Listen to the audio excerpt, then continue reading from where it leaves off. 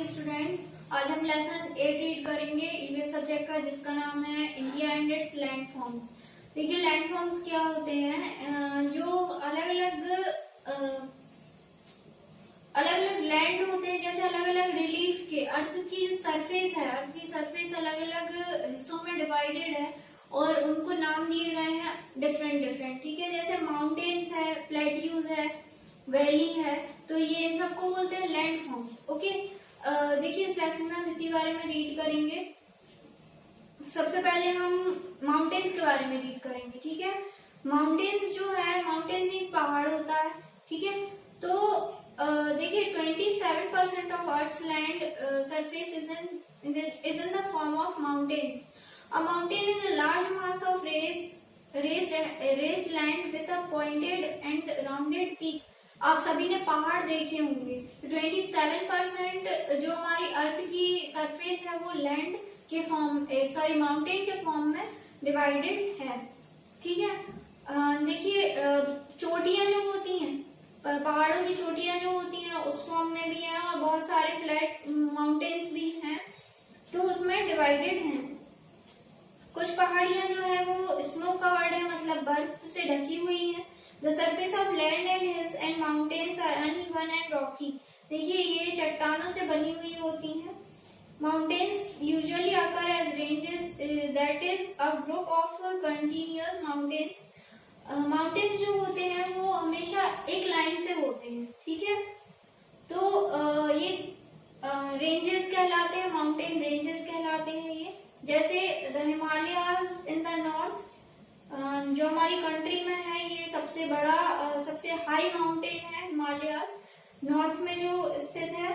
The mountains are the highest and the longest in the world. They spread from Arunachal Pradesh and in the north east to Jammu and Kashmir in the north west. Arunachal Pradesh से, हमारे देश में अरुणाचल प्रदेश से Jammu and Kashmir तक फैले हुए हैं। The highest peak in the world of the world, mount Everest is in the Himalaya. सबसे हाईएस्ट पीक जो है, सबसे हाईएस्ट चोटी जो है वो माउंट एवरेस्ट है, जो कि हिमालयाज में है। The Himalayas form the 3 parallel ranges of hills and mountains. Himalayas के 3 पैरेलल रेंजेस है। सबसे पहले है द ग्रेट हिमालयाज, जिसको हम बोलते हैं the Himadri. It contains the highest peak. ये हाईएस्ट पीक है, सबसे ज्यादा ऊंचा है।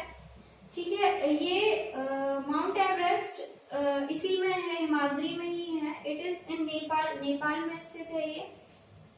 K2 is the second highest in the world. K2 जो है वो सेकेंड हाईएस्ट है। ये कहाँ पर है? कश्मीर में।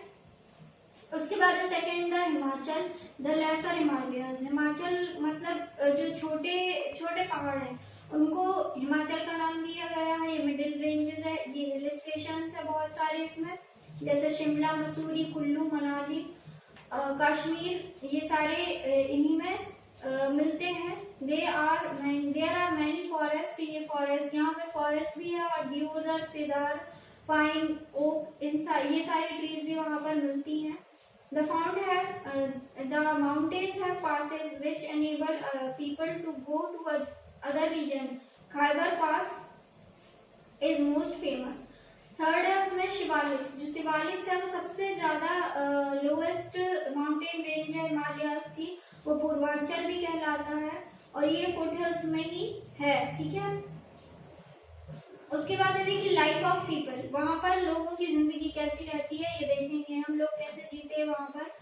Due to rocky land and very cold climate, the life of people living here is very difficult. यहाँ के लोगों की लाइफ जो है वो बहुत ज्यादा डिफिकल्ट है, क्योंकि वहाँ का क्लाइमेट जो है वो हमेशा ठंडा रहता है, और हमेशा चट्टानों से भरा है, तो वो ठंडा रहता ही है। फार्मिंग जो है वो मेन ऑक्यूपेशन है वहाँ पर लोगों का। Farming is done chiefly in terraced fields. जो स्टेप फार्मिंग होती है वो यूज होती है वहाँ पर। मेज, व्हीट एंड बार्ली उगाई जाती है वहाँ। Fruits such as apples, peaches, apricots, grapes and cherries, ये सारे फ्रूट्स वहाँ पर होते हैं। उसके बाद स्प्रिंग एंड समर सीजन में वहाँ पर फार्मिंग एक्टिविटीज होती हैं, और वहाँ पर देखिए एम्ब्रॉयडेड और वीविंग, बास्केट, पेंटिंग, हैंडीक्राफ्ट, इन सब का काम होता है वहाँ पर लोग ये काम भी करते हैं ज्यादा ठंड पड़ती है जब। और वहां पर वो बकरियां और भेड़ चराने का काम भी लोग करते हैं। उसके बाद एनिमल्स, वहां पर जो एनिमल्स हैं वो कौन कौन से पाए जाते हैं? In the north east part antelopes, tigers, elephants, deer, ये सारे एनिमल्स पाए जाते हैं। उसके बाद शीप्स, गोट्स, म्यूल्स, हॉर्सेस, ये सब डोमेस्टिक पर्पस के लिए मतलब पाले जाते हैं ये। और बहुत कम एनिमल्स जो ऐसे हैं वहाँ पर जो हार्डशिप में वहाँ पर रह पाते हैं या वहाँ पर सरवाइव कर पाते हैं, ठीक है।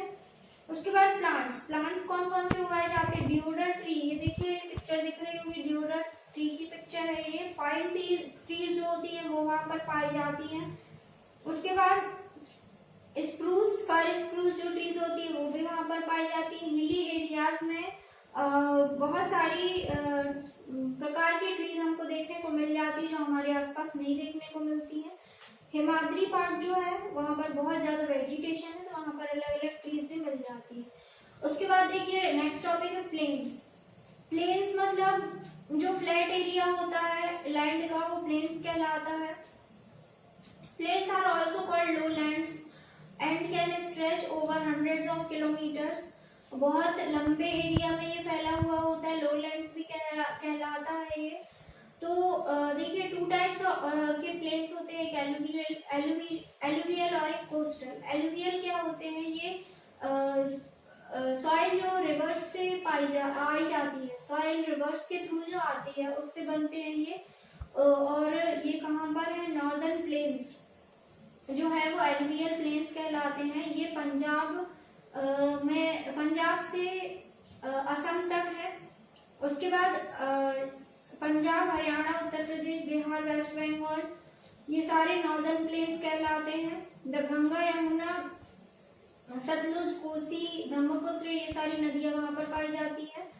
The plains along the sea coast are called coastal plains. जो सी कोस्ट के साथ में मतलब जो जहाँ पर समुद्र है वहाँ का जो एरिया कहलाता है वो कोस्टल प्लेन्स कहलाते हैं। यहाँ पर ये समुद्र से जुड़ा हुआ होता है, जैसे Orissa, Andhra Pradesh, Tamil Nadu. Western coastal planes देखेंगे अगर हम तो ये गल्फ ऑफ कच्छ इन गुजरात और कन्याकुमारी, ये सारे एरियाज में जो कोस्टल प्लेन्स है ये होते हैं। अब देखिए यहाँ पर कोस्टल प्लेन्स में जो लोग हैं वो कैसे रहते हैं?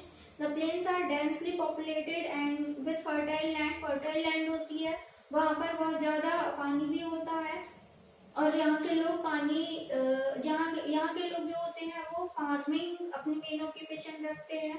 बिसाइड फार्मिंग, पोल्ट्री, फिशिंग और डेयरी फार्मिंग भी यहाँ बहुत ज्यादा होती है, ठीक है। The flatness of plains makes it suitable for the location of roads।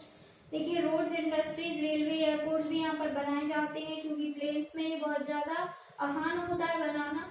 Transport and communication facilities भी इसमें मिलती हैं। So many large scale industries, textile, cement, paper industries, ये सारी भी यहाँ बनाई जाती है और बहुत सारे लोग यहाँ पर काम करते हैं। उसके बाद एनिमल्स देखिए काउज, बफेलोज, गोट, शीप, ये सारे एनिमल्स जो हमारे आसपास होते हैं वो पाए जाते हैं यहाँ पर। और वाइल्ड एनिमल्स भी हमको देखने मिलते हैं, जैसे एलिफेंट्स, लायंस, टाइगर्स, डियर्स, ये सारे एनिमल्स भी हमको मिलते हैं।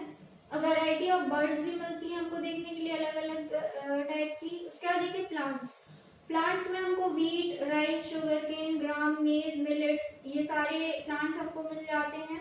उसके बाद मैंगो, बनाना, ग्रेप, पाइनएप्पल, ये सारी ट्रीज भी हमको फ्रूट्स की ट्रीज भी हमको मिल जाती हैं, okay.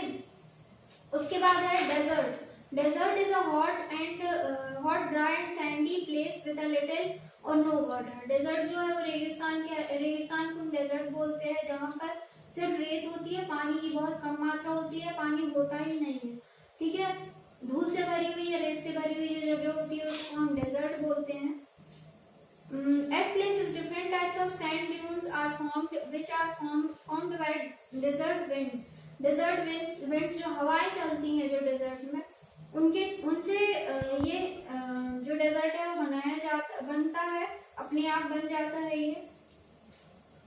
Rainfall is very scanty in the desert. Rainfall बहुत कम होती है और जो समर में गर्मी के टाइम पर जो गर्मी का समय होता है वहाँ पर बहुत ज़्यादा गर्मी पड़ती है, और ठंड के टाइम पर जो नाइट्स होती हैं, रातें होती हैं, वो बहुत ज़्यादा ठंडी होती है, ठीक है। The Gobi and the Thar desert are in Asia. Thar desert are also known as great Indian desert. Thar desert जो है वो ग्रेट इंडियन डेजर्ट भी कहलाता है।